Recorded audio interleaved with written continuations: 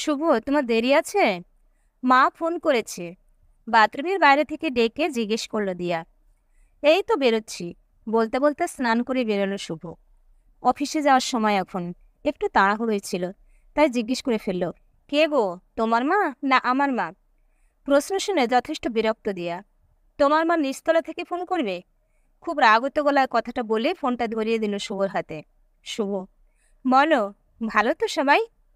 রীনা দেবী, দিয়ার মা। হুম। তোমরা ভালো তো? হুম। রীনা দেবী, পরশু তাড়াতাড়ি চলে এসো। তোমার মাকে বলে দিয়েছি তোমাদের তাড়াতাড়ি পাঠিয়ে দিতে। আসবো আসবো। রীনা দেবী, বেশি দেরি করো না। না, সকাল সকাল চলে আসবো। রাখি এখন। হুম, রাখো। পুরো কথোপকথনে জুলজুল চোখে দেখছিল দিশা শুভকে। একবারও মা বলে ডাকলো না। কলেজ থেকে কাকিমা ডাকতো, এখন সেটাও ডাকে না। অদ্ভুত ছেলে।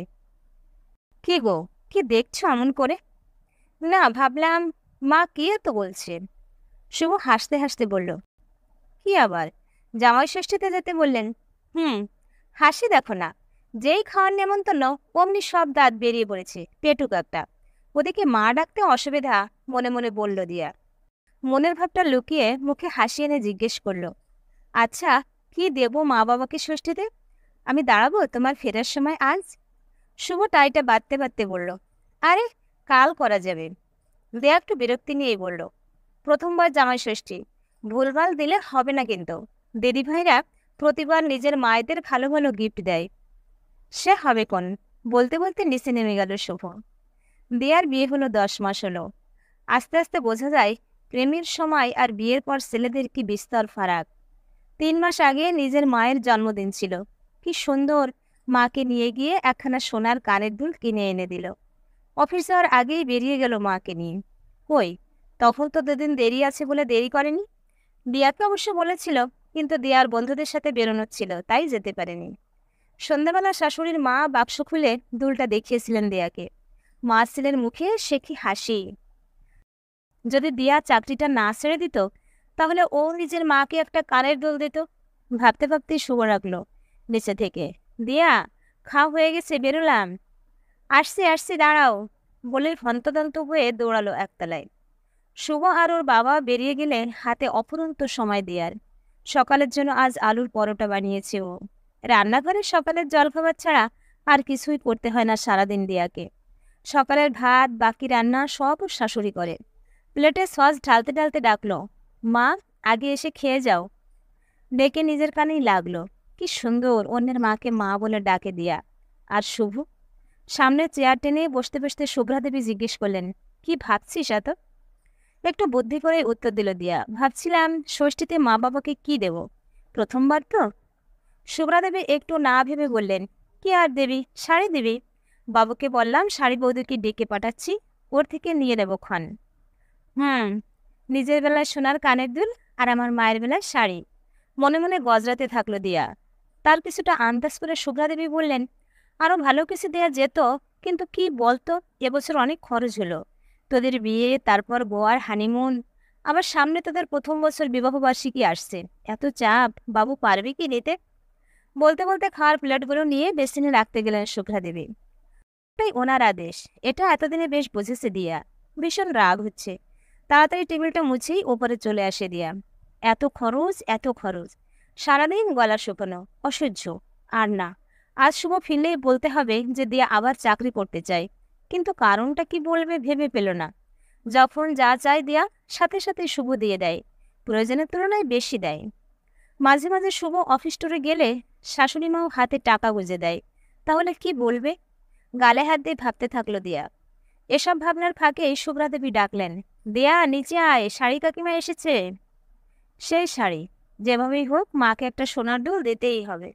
মনে মনে কথাগুলো বলেই একটু যেন ভাবলো দিয়া। মায়ের তো দুলের অভাব নেই, প্রচুর গয়না মায়ের। তাহলে দেয়া এরকম করছে কেন? হয়তো শুভ ওর মাকে কিনে দিয়েছে বলে ওরও ইচ্ছে হচ্ছে। এটা কোনো দোষের নয়। ছেলের যদি মাকে দিতে ইচ্ছে করে, বিয়ের পর মেয়ের কেন ইচ্ছে করবে না? একই রকম যত্নেই তো দিয়াকে মানুষ করেছেন ওর বাবা মা। মাস্টার্স করিয়েছেন, চাকরিও তো করতো ভালোই। নেহাত অনেকটা দূরত্ব হয়ে যাচ্ছিল, তাই ছেড়ে দিতে হলো। শাশুড়ির ডাকে একটু যেতে ইচ্ছে করছে না, কিন্তু 10 মাসে এতটা সাহস এখনো রপ্ত করতে পারেনি। তাই ভাবতে ভাবতে নিচে নেমে এসে থমকে গেল দিয়া। এসে শাড়ির দোকান খুলে বসেছে। দামি কম দামি কত শাড়ি, তাও যেন দিয়ার কিছুই যেন পছন্দ হচ্ছে না। শুভ্রা দেবী শাড়ি দেখছেন, আর দিয়া মোবাইল খুলে গুগলকে নির্দেশ দিল সোনার কানের দুল দেখানোর জন্য। দেখ শাড়ি দুটো। শুভ্রা দেবীর কথায় তাকালো দিয়া। ওর মধ্যে দিয়ার শাশুড়ি দুটো শাড়ি নিয়ে নিলেন, একটা নিজের জন্য, অন্যটা দিয়ার মায়ের। দিয়াকেও নিতে বলেছিল, ওর আগের চোটে না বলে দিল। শাশুড়ি নিজের জন্য যেটা নিয়েছে সেটা খারাপ লাগেনি দিয়ার, ভাবছিল বলবে, তার আগেই উনি ওটা নিয়ে নিলেন। পরের দিন সারাক্ষণ মুখটা গোমড়া করে ঘুরছিল দিয়া। সারাক্ষণ একটাই চিন্তা মনে, মাকে কিভাবে একটা দুল দেয়া যায়। নিজেকে কেমন যেন হেরো মনে হচ্ছে। যদিও মা বলে এত ইগো নিয়ে সংসার করতে নেই, কিন্তু তাও বারবার মনে হচ্ছে দিয়ার ওর দাম অনেকটাই কম।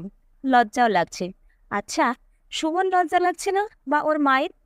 এটা কি নিয়ে যাবে জামাই ষষ্ঠীতে? ভাবলেই লজ্জায় ঘৃণায় বুকটা ভারী হয়ে উঠছে দিয়ার।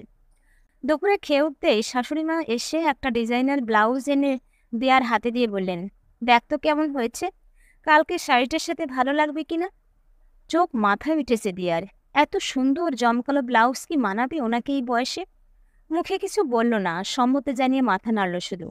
তারপর নিজের ঘরে চলে গেল দিয়া। ঘরে ঢুকেই অবাক, ওর খাটে কালকে শাড়িখানা রাখা। পিছন পিছন শাশুড়ি ঢুকে বলল, ব্লাউজটা নিচে ফেলে এলি?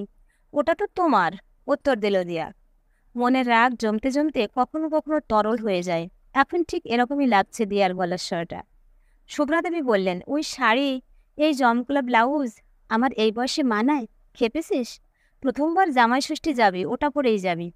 খুব নরম গলায় বলল দিয়া, আমার তো অনেক শাড়ি। তাতে কি, কাল তুই বারবার এটা দেখছিলি, তাই তো নিয়ে নিলাম।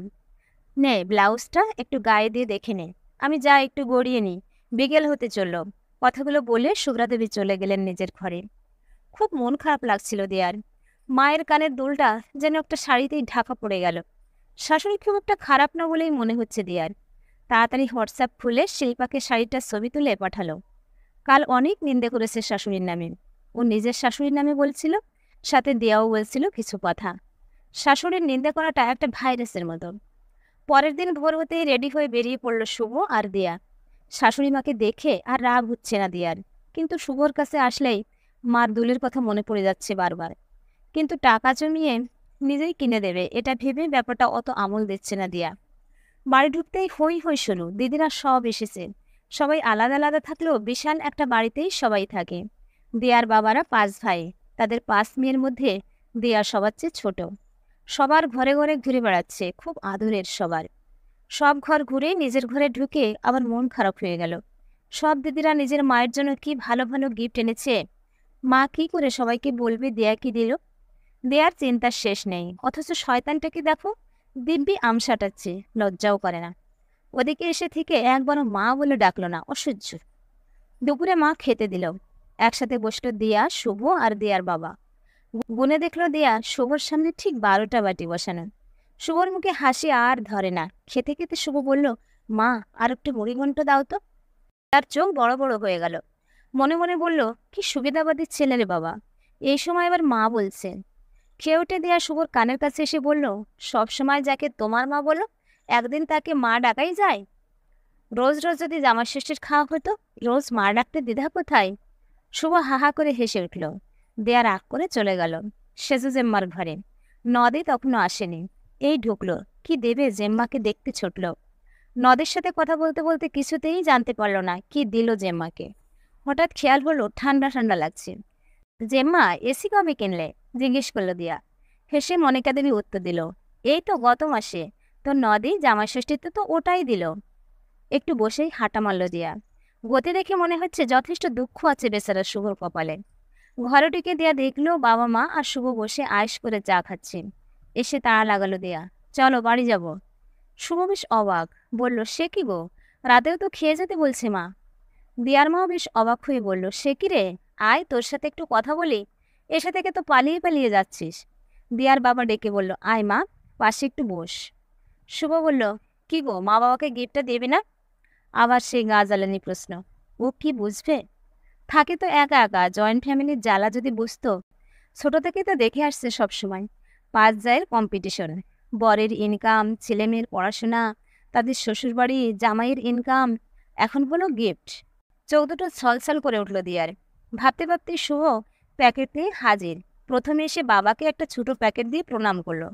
বাবা প্যাকেট থেকে বের করে অবাক, গীতা! বাবা একদিন বলেছিলেন এ বাড়িতে সব থাকলেও গীতা নেই। সেটা মাথায় রেখে শুভ গিফট কিনেছে। এই দুদিন যা রেগেছিল দিয়া, দেখায়নি শুভ, ভাগ্যিস দেখায়নি। দেখালে হয়তো মোটা বইটা ছুঁড়েই মারতো ওর মাথায়। দিয়ার বাবা বারবার গিফটের সাথে জামাইয়ের রুচির প্রশংসা করে চলেছে, সাথে দিয়ার রাগের পারদও বেড়ে চলেছে। শুভ এবার চলল দিয়ার মায়ের কাছে। নমস্কার করে একটা প্যাকেট ধরিয়ে দিল শুভ। মা পরে দেখবি বলে রেখে দিচ্ছিলেন। দিয়াই ব্যঙ্গ করে বলল, দেখো, খুলে দেখো, তোমার সব জায়েদের থেকে সেরা গিফট হয়েছে কিনা। রেনা দেবী খুব বিরক্ত স্বরে বলল, ছি, এ আবার কি কথা? ছি ছি, আমি ভাবতে পারছি না এটা তুই বলছিস। মায়ের নীতিজ্ঞান শুরু হলো। তার ফাঁকে শুভ বলল, খুলেই দেখো না পছন্দ হলো কিনা। রেনা দেবী প্যাকেটটা খুলতে খুলতে বললেন, মেয়েটার কথাবার্তার একদম ঠিক নেই। খুলে দেখলেন একটা নর্মাল তাঁতের শাড়ি। টেনে বের করলেন রেনা দেবী। ঘুরিয়ে ফিরে দেখে বললেন, বাহ, শাড়িটা বেশ ভালো। মুখটা কালো হয়ে গেছে দিয়ার, এক মনে মোবাইল দেখছে। শুভ বলল, প্লাস্টিকটা দেখো। প্যাকেটের মধ্যে হাত ঢুকিয়ে একটা বাক্স বের করে আনলেন রিনা দেবী। অবাক চোখে বাক্সটা রেনা দেবী খুলে দেখলেন দিয়ার শাশুড়ির কানের সেই দুলটা, যেটা দেখে রেনা দেবী বলেছিলেন, বাহ, ডিজাইনটা খুব সুন্দর। আরে, ওইটা তো ওই কানের দুলটা তোমার মাকে পরতে দেখেছিলাম জন্মদিনে, বললেন রিনা দেবী। মায়ের কথা শুনে লাভ দিয়ে দিয়া এসে দেখল মায়ের হাতে সেই দুলটা, যেটা শাশুড়িকে জন্মদিনে শুভ দিয়েছিল। আসার সময় শাশুড়ির কানেই দেখেছি দিয়া, পরে কান থেকে খুলে দিয়ে দেয়নি তো, মনে মনে ভাবতে থাকলো। শুভ বলল, মায়ের জন্মদিনে গিফট কেনা দিন দুটো কানের কেনা হয়েছিল, কিন্তু তোমার ডিজাইনটা অন্য ছিল। দেয়াকে মা সারপ্রাইজ দেবে বলে দেখায়নি। কিছুদিন আগে তুমি মায়ের দোলটা দেখে যখন ভালো বললে, তখন মাই বলল ওটা চেঞ্জ করে সেম নিয়ে আসতে, আর এটা ডেলিভারি দিল কাল রাতে। খুশি হলেন রিনা দেবী। জামাইয়ের গর্বে বুকটা ভরে যাচ্ছে। ইচ্ছে করছে এক্ষুনি গিয়ে নদিকে শেষ দিকে দেখায় ওর অনেক কানের দুল, কিন্তু জামাইয়ের দেওয়ার দুলের দামই আলাদা। কিন্তু মনের উচ্ছ্বাস লুকিয়ে মুখে বললেন, কেন এত খরচ করতে গেলে? শাড়িটাই তো ঠিক ছিল। শুভ তাকালো দেয়ার দিকে, মুখটা একদম শুকিয়ে গেছে বেচারির। দেয়া মনে মনে ভাবলো, আস্থা টাইট দিল তো মা ছেলে মিলে, আবার নিজেকে কেমন হেরো হেরো লাগছে। উফ, আর পারে না দেয়া। তাও এই হারটা যেন দিদিদের কাছে ওকে জিতিয়ে দিল। মা রান্নাঘরে গেছে আর বাবা আড্ডা দিতে। হঠাৎ কানের পাশে শুভর গলা, রোজ রোজ মাই নাই বা ডাকলাম, ডাকে কি আসে যায়, কতটা আমি কাছের হলাম তা বুঝবে ভালোবাসায়, বলেই গালটা টিপে দিল দেয়ার। দেয়াও হেসে ফেলে জড়িয়ে ধরল শুভকে, বলল, মা ঠিকই বলেন, সব দিদিদের থেকে আমার শ্বশুরবাড়ি ভালো হয়েছে। শুভ জিজ্ঞেস করলো, কেন? সোনার দুল দিলাম বলে। দেয়া আরও জড়িয়ে ধরল শুভকে, বলল, না, এত ভালোবাসো বলে। দেয়ার মোবাইলটা বেজে উঠল, শাশুড়ির ফোন। হ্যাঁ মা, বলো, গদগদভাবে বলল দেয়া। শুভ্রা দেবী বললেন, কিরে, মায়ের গিফট পছন্দ হলো? দেয়া, খুব পছন্দ হয়েছে, খুব খুশি আমি। শুভ্রা দেবী, তোর এই খুশিটা আমার তরফ থেকে বৌমা ষষ্ঠীর গিফট। খিলখিল করে হেসে উঠল দেয়া, সাথে শুভ। ঘরে ডেকে রেনা দেবী ভাবলেন, সত্যি ভালো বিয়ে হয়েছে মেয়েটার। তিনি সবসময় হেরে গেছেন যাদের কাছে, এই প্রথম মেয়ের এই সুখটুকুতে জিতে গেলেন রেনা দেবী। মা ষষ্ঠী বাঁচিয়ে দিলেন। আনন্দের জলটুকু মুছে নিলেন হাতের উল্টো পিঠ দিয়ে, সাথে নমস্কার করে বললেন, জয় মা ষষ্ঠী। প্রিয় ভিউয়ার্স, গল্পটা ভালো লাগলে একটা লাইক দিবেন আর কমেন্টে আপনাদের মূল্যবান মতামত জানিয়ে দেবেন। পরবর্তীতে এরকম সুন্দর সুন্দর গল্প শুনতে চাইলে আমার চ্যানেলটা সাবস্ক্রাইব করে পাশে থাকুন। ধন্যবাদ।